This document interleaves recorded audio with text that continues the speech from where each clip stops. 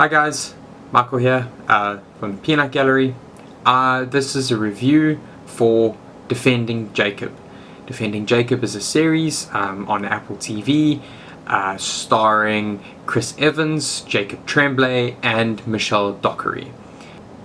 Defending Jacob is a series based off a book. The story, non-spoiler version, is there is a murder that happens and during this investigation evidence starts to pile up against this boy Jacob. His dad is on the defense attorney's part of the defense attorney's office, and he's therefore kicked off the case, and the story is about the family and this trial and its investigation. Now, I want to say that probably towards the end of this video I will talk more spoilers. I will let you know when that's going to happen, but for now I'm not going to do it. All my reviews I try to keep spoiler free at first. First off, the story. Wow, great story. I think I enjoyed the hell out of it. I think it was fantastic. Horrible, but fantastic. And I thoroughly enjoyed it until the end. And I won't get into spoilers, as I said, but I have my reasons for not liking the ending. But for me, it didn't detract necessarily from the whole experience, but for me the story was great. It was compelling. I really enjoyed it. I think I'm going to give it a good 8 out of 10. The ending spoiled it for me from going to a 9, maybe 10. So I'll let you guys make up your minds on how they ended it and your decision. If you enjoyed it, let me know down in the comments. Thanks. The script. I'm not a script writer. As you guys know, I do this for fun, so I didn't see anything wrong with the script. I thought it was really well done. I think the characters were written fantastically. I really enjoyed how they wrote the three main characters, being Andy, the dad, played by Chris Evans, Laurie, the mom, played by Michelle Dockery, and Jacob, played by Jacob Tremblay. I think they wrote them very well. I think they wrote all the supporting characters very well. Really thought they wrote the attorney who was arguing against Jacob, so basically he was for the prosecution. Complete and utter dick. Really didn't like him, but they wrote him exceptionally well. So yeah, for me, 5 out of 5 for the script. Got no complaints. I think the story arcs and the character arcs were really well done, and I'm thoroughly impressed. Same goes for the presentation. I think acting and the directing were top class. You could tell with the directing when there's a scene towards I think it's the middle of episode 7, where Laurie and Andy are in the kitchen and they are having a bit of an argument, a bit of a fight, and it's really intense and it's really heated because of the subject matter, because of how deep into the story it is.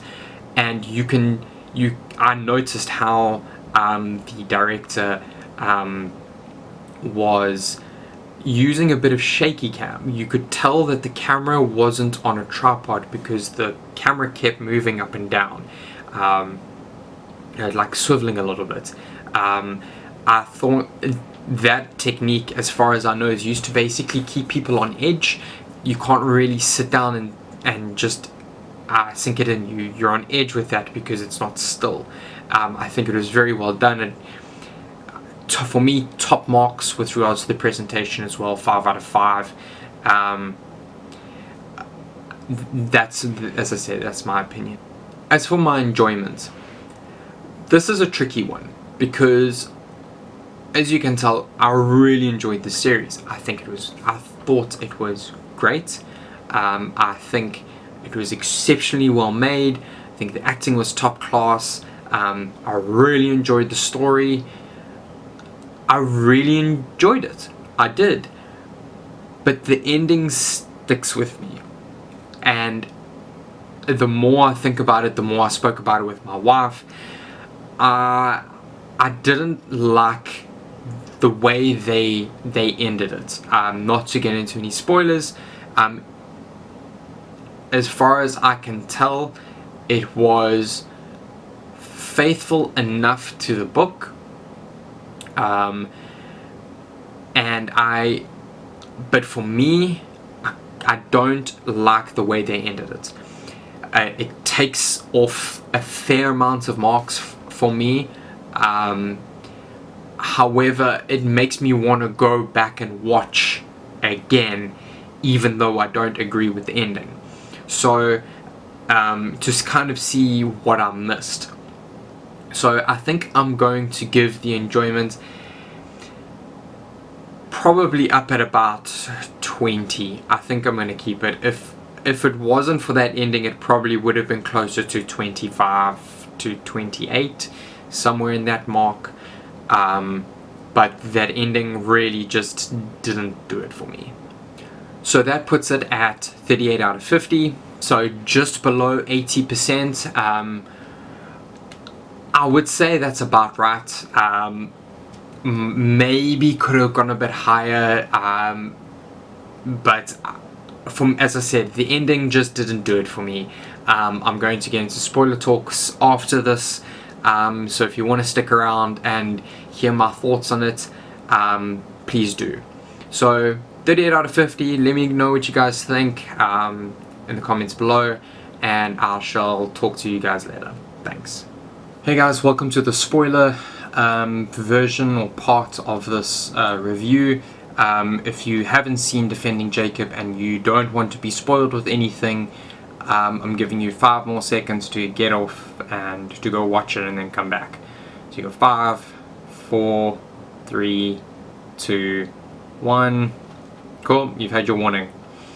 Okay, so as far as I can tell, the biggest difference between the book and the series is Jacob's guilt. So in the book, it is important to note that Hope, who they meet in Mexico, in the book she ends up dead, crushed windpipe, and her body washes up on the beach.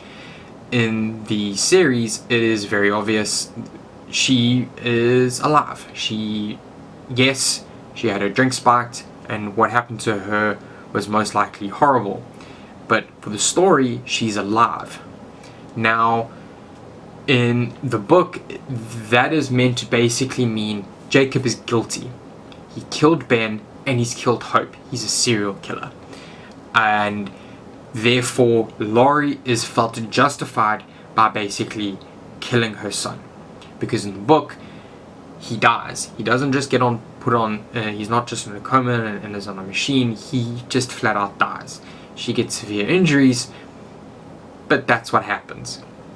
Whilst in the series, Jacob isn't officially dead. He is in a coma by the looks of it, and there are promising signs that he will hopefully one day wake up and be alive. It also seems that Laurie, the idea of events that we saw in the car, of her accusing him and everything like that, is more from the book, but I'm not 100% sure if that was real. It's almost as if that was a someone's certain point of view, whether it was the attorney who was questioning Andy, or whether it is Andy's point of view and he just wasn't saying so. I'm not sure. But I did some reading with regards to finding out what the creator was going for, because as I said, I felt dissatisfied with the ending. I wanted to know whether Jacob was guilty or not. I didn't need to know if he who killed Ben. I just wanted to know if Jacob was guilty or not. If Jacob was guilty, then obviously he killed Ben. But if he wasn't guilty, I didn't need to know who was then guilty of killing Ben. I just wanted to know if Jacob was guilty or not. And in the book, that answer is essentially laid out for you. In the series, not so much. Now, Mark Bombach, who was creator of Defending Jacob, the series, he wanted to keep it ambiguous, and he wanted to keep whether Jacob was guilty or not a mystery. For him, the idea was that it didn't matter. I disagree, but it's his choice. He's the creator. He can do what he wants. And I just think it was a bit of a mistake. However, that being said, as far as I'm concerned with what he was trying to achieve, A+, because he did it. He wanted to show the family dynamic and the drama more than the case and the trial. I got that from the start, but I at least thought that the audience deserved a bit of a resolution. So that is where I have my problems with this series, with the ending, is that I didn't find out whether Jacob was guilty or not. If they had gone the book route, which is kill Hope, I would have been more satisfied, because I would have been more justified in my thinking, and I wouldn't have minded then if they still kept it ambiguous. Because then it is heavily implied that he did it, however there are arguments that he didn't. But it just doesn't feel like either side had a good enough or strong enough argument. And from my perspective, from my personality, I kind of need that.